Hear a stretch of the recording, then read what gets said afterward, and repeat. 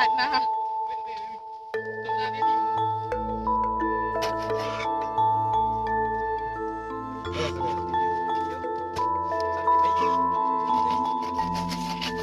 Sudarlun, setelah merampungkan dan menyerahkan rumah untuk Mulyadi, warga miskin di Desa Monmane, Kecamatan Jempa Biren, 2 hari lalu, kini komunitas Kami Peduli Biren atau KPB mulai membangun rumah Darna warga miskin di Desa Pulau Sena, Kecamatan Jangka.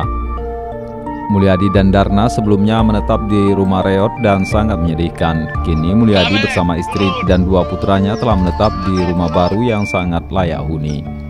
Sementara Darna saat ini harus menetap di rumah tetangganya. Pasalnya rumahnya baru mulai dibangun oleh komunitas Kami Peduli Biren.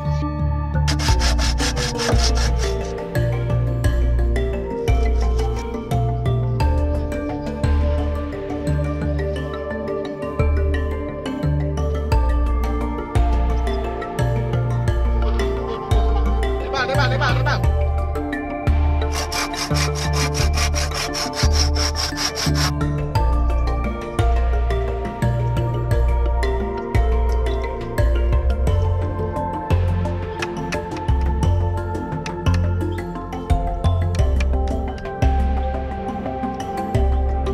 Dari Biren, Ferizal Hasan, Serambion TV.